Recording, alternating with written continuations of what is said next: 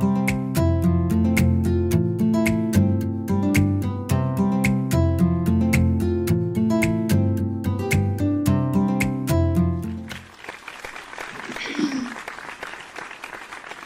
so many of you.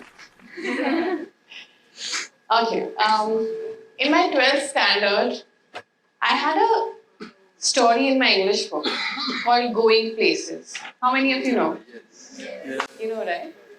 It was about a girl called Sophie whose favorite thing to do was daydream. She used to daydream to the end of the day. Daydream to, you know, escape this reality. Daydream to an extent that she lost in touch of reality, lost the touch of reality. Sophie is me. I'm Sophie. Hi, I'm Dolly Singh. Dolly, yes, that's where my misery began. I'm a content creator. I make videos just like every second person on the internet today. An influencer. I hate that word. I really cannot say it with a straight face. But don't most of us want to be it today? An influencer. I think we all do. Some people do get famous overnight, right? But I don't know about those lucky fellows. I'm here to tell my story, and mine took 26 years. For as long as I can remember, I did not have a lot of friends. Now, reasons could be many, but most of it because I was a shy, introverted, insecure mess. To cope, I had imaginary friends. Now, before you jump the gun, I did not see dead people. That's not who I was talking to. My imaginary friends were things. I remember naming every single product in my 3x2 feet washroom as a child, from toothpaste to toilet cleaning brush. And we did not discriminate. We touched the toilet cleaning brush a lot. Okay? So everybody was my friend. And childhood was happy. Cut to me being a rebellious teenager. Now, is even a non-rebellious teenager even a thing? Is it a thing? Do they exist? Probably in a parallel universe they do. What did I rebel for? Well, my mother wanted me to wear traditional Indian clothing when I was in 6th standard because she thought I'm turning into a grown-up, a grown woman. But to me, nothing really was growing as such, except for my self-hatred. So I said, no, thank you. And, but my imaginary friends also got an upgrade. This time, I had a boyfriend. Who? Daniel Radcliffe. Our very own Harry Potter. Oh my God. My love for him was more real than a lot of people's lives in social media these days. Shade. But no, seriously, I would come back from school and cry my eyes out because I couldn't wait to marry him. 3 years of that. It's still today my longest relationship. And then I cheated on him with Aditya Narayan, not in reality. But I used to watch him on TV every day, and so I switched my man just like my mom switches bed sheets. It's fine. I was a player. But no, not in the real world. In my head, I was. But I was a good kid. I always made sure my grades were okay. I made sure I participated in everything that I could have. But I always came back to the really lonely person that I was. I think we all are at some point in our lives. I think probably some of you still cry yourself to sleep. I did that a lot. Still do. But a lot of times I also cry laughing, watching dumb kids fall. Those videos. And that's beautiful.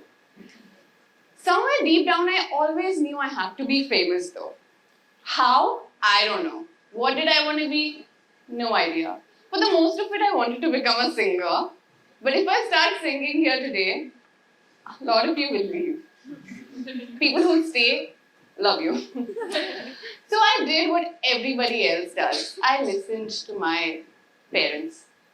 So I moved to Delhi, the bustling big city that it was. And I had to leave all my imaginary friends, my boyfriends, everything behind, all the daydreaming. But the city taught me a lot of things. It taught me the ways of life. Being skinny shamed rose to more than 100 times a day. But forget body shaming. I was actually once shamed for being too nice. Why? Because I gave some people in my class some nice compliments, which is a problem I have. And And I was told to stop doing that because they found it weird. That's how sad the world is today. Even a compliment can feel like an attack. But then I fell in love. And life was rosy again.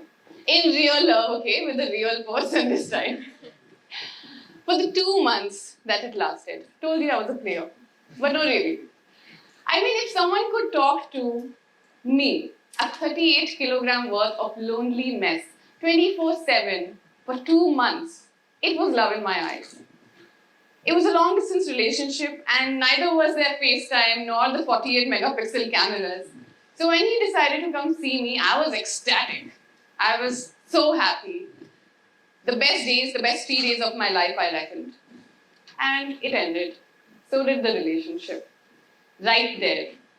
The love of my life left me without any reason. He stopped talking to me right the moment when he left for the airport. Without a reason, without a question, without an answer, without a token, a sign, anything. He did leave me with a lot of self-hatred, obviously, 5 times more than what I had before.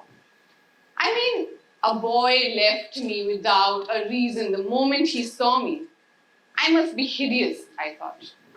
And so I did what any sane person would do. I hid myself for a long, long time, did not come out. But I had some new imaginary friends. Sleep deprivation, anxiety, sadness, its cousins. They started coming over a lot. They would stay over a lot. We would do all sorts of things together. We would read together, watch movies together. We would eat together, not eat together. We would travel together. Actually, I didn't travel. I just was in a room. But yeah, we were inseparable. All these new friends. But after over a year of this time with my beautiful friends, I made some real life friends. Some friends that I got blessed with at this stage in my life. And so these old friends, the sleep deprivation, anxiety, sadness, its cousins, they left me for a while. They still do. They visit sometimes, but we're not close anymore. So I made those real life, I can't believe I'm calling it real life friends. You guys call them friends. But I was very insecure because my old imaginary friends from the washroom had left me. My old imaginary boyfriends had left me. My real boyfriend had left me. So I was always insecure that these real friends will also might leave me. Not to forget that at this point, I was studying political science honors from Delhi University. Not something I hated per se, but I knew I did not want to do for the rest of my life. What did I want to do? No idea. I had no idea. I remember throwing a question at my dad. Can I do fashion designing? Tailor banna hai? He asked me. What a beautiful question. And it just ripped my dream of all the glamour that I associated with it. But after, somehow I managed to finish my bachelor's. And then, just like any mature, thoughtful, sincere, career-driven Indian, I decided to prepare for MBA. But I was always a good kid, like I told you. I always made sure my grades were okay. So I did not know what a failure felt like, especially academically. In life, I was a failure. But, so when I was in class, I did not know what it feels like to be clueless, what it feels like to not know an answer, to not raise a hand. I was always this girl whose hand was always up. So in this coaching class, I'm sitting there without an answer when everybody is just, going all about it. I would come back home and cry for 8-9 months at a stretch it happened. And my parents gave up. They were like, is there something you would like to do instead? Please do it. And yes, there was something I really wanted to do at this point. Seep into darkness and never come back. Yeah, because 22-year-old, I still don't know what I'd want to do in my life. And then I see 6-year-olds rotating plates on their fingernails on India's Got Talent. What am I supposed to feel like? But then I got to know of this beautiful course in NIFT called Masters in Fashion Management, an MBA in Fashion they called it. So I prepared hard and scored All India rank 3. The topper was back. Oh my God. Yes. And I also took an education loan. Let me handle it, Papa. Main kar Took an education loan on my head. And within the first few weeks, I realized I hated it. Not that the course was anything bad, but again, I did not want to do it for the rest of my life. So I started, but every second person on Instagram is doing these days, fashion blogging. Well, I feel like these days babies come out of the womb and are like, मैं fashion blogger बनना चाहती हूँ. So that's what I did. I mean, I wasn't very comfortable in the beginning in front of the camera, thanks to all the beautiful experiences that I'd had growing up. But soon I was okay, and my outfits grew more ridiculous every time. I think I can still put Ranveer Singh to shame if he goes to my blog. But yeah, that happened, and 2 years passed away. I would shoot for my blog. I would wake up at 4 in the morning, shoot for the blog, and then turn up for the 9 a.m. lecture. Finished my master's somehow. The good kid, always manages to do something about it. Then I got an internship with IDEVA in writing and styling. My professors were really pissed because that's not what they were teaching me in college. But at this point, a 24-year-old, I realized this is my life, not my professors, not my parents, not my friends. It's mine. Mala Maru. So I decided to go for it. And they offered me a job.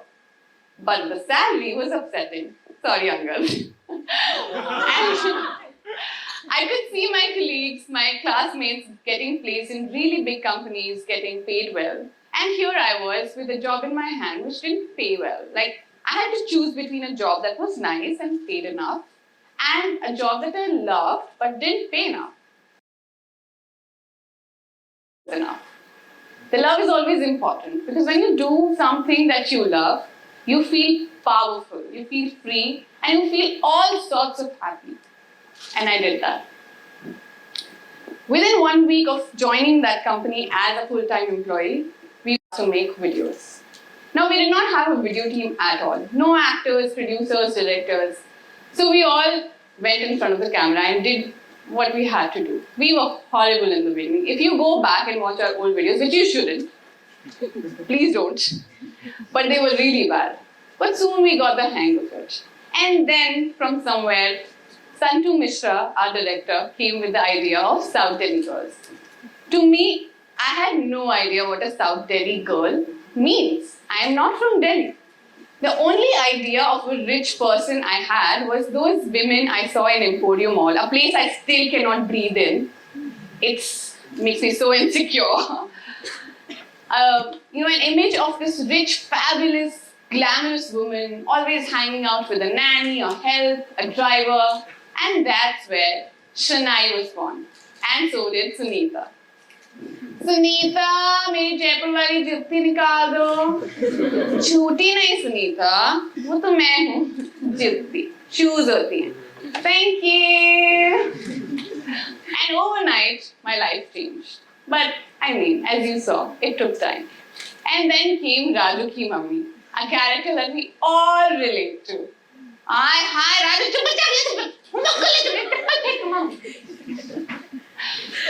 And so did a lot of other characters. Zeenat, Mrs. Kapoor, Natasha, Reckless Renu, Goody Bhabhi, Bubbly, Riya, and a lot of nameless characters that came to birth with me, that came out with me. My new imaginary friends. Life came back to a full circle, huh? So if a girl like me, who daydreamt all her life, can make it somehow, so can you. All you have to do is accept yourself, whatever it is that you're made of, your unique body, your crazy mind, just go for it. And I'll tell you something. When you finish one struggle, another one will pop up and you have to face it again. And that's the beauty of life. That's what makes you beautiful. Right now, the struggle in my life is imposter syndrome. Angad knows it.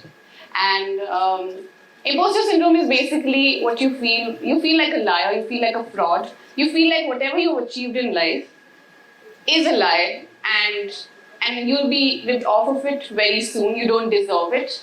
I feel undeserving. Every time I'm asked to go for a talk, a speech, I cry, I say no. And I know how much I was pushed for this and I took this step.